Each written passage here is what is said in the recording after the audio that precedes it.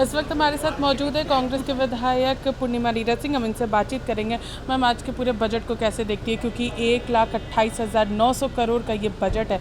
आंकड़े तो काफ़ी बड़े हैं, लेकिन बीजेपी कह रही है कि ये 2 लाख जो आप ऋण माफ़ी करने जा रही है, तो 2019 में ही आप लोगों ने कहा था। तो अब चुनाव जैसे नज़दीक आया, आपने इसे अपने बजट में रख लिया।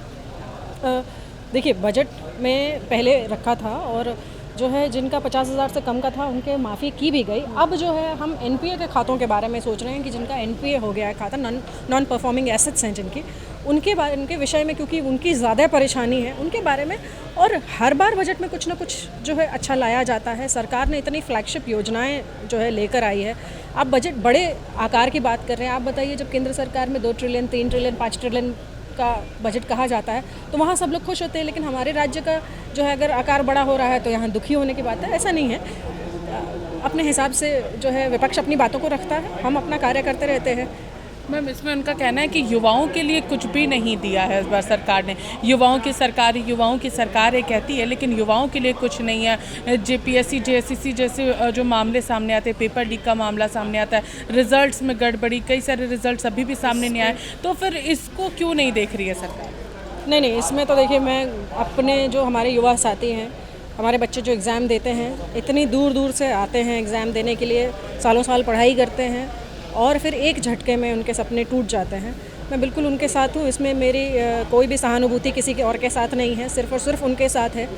और शायद यही कारण था कि मैं और जगहों पे ना जाकर मैं तटस्थ थी अपनी जगह पर, कि मुझे लगता है कि ये समय सॉलिडारिटी अगर किसी के साथ दिखाने का है तो वो सिर्फ़ और सिर्फ जो है हमारे युवाओं के साथ दिखाने का है। मैम, उन युवाओं को क्या कहिएगा जो आज विधानसभा का घेराव कर रहे हैं, यानी कि पंचायत सचिवालय स्वयंसेवक, उन्होंने आपसे भी कोशिश की थी मुलाकात करने की, लेकिन कुछ भी निकलना नहीं पा रहा है। लगातार जो है, जो भी हमारे पास आते हैं, मैं सभी से मिली हूँ समय रहते।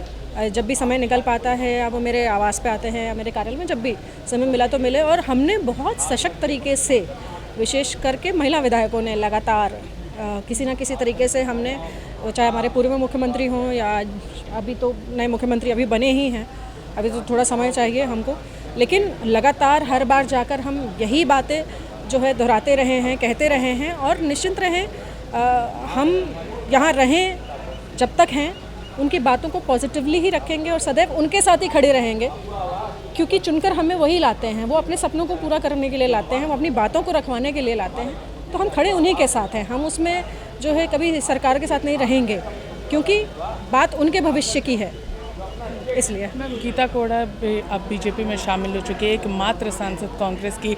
उनको लेकर के क्या कुछ कही, क्योंकि उन्होंने कहा है कि परिवारवाद बहुत ज़्यादा था, इस वजह से मुझे कांग्रेस छोड़कर बीजेपी में शामिल होना पड़ा। मैं बस इतना ही कहूँगी कि अब मुझे लगता है कि अगर एक सांसद, जो एकमात्र सांसद यहाँ से, जिनकी एक अच्छी पैठ है अपने क्षेत्र में, अगर वो जाती हैं और ऐसा कुछ दुखद कहती हैं, तो आत्ममंथन करने की ज़रूरत है।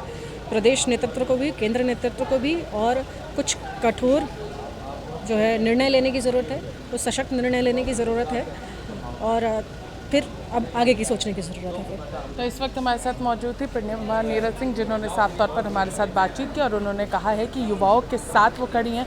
जो लोग भी अभी फ़िलहाल विधानसभा के बाहर विधानसभा का घेराव कर रहे हैं, उनके साथ पूरी तरीके से उनके साथ हैं। और इसमें कहीं से भी चीज़ें जो है, ख़ास तौर पर महिला विधायकों ने काफ़ी कुछ किया है। और जहाँ तक बात रही बजट की, तो बजट के आंकड़े को यहाँ पर जब लोग ऐसे देख रहे हैं, तो केंद्र में भी वैसे ही चीज़ें हम लोगों को देखने को मिलती है। तो उस दौरान क्यों नहीं कहा जाता है कि इतना बड़ा बजट है, ये है। तो इसको लेकर के तमाम बातें जो है उन्होंने हमारे साथ रखी है। फिलहाल इस खबर में वैसे तो तहीं से योगी अमन के साथ मैं पूजा दुबे, लाइव इंडिया, रांची।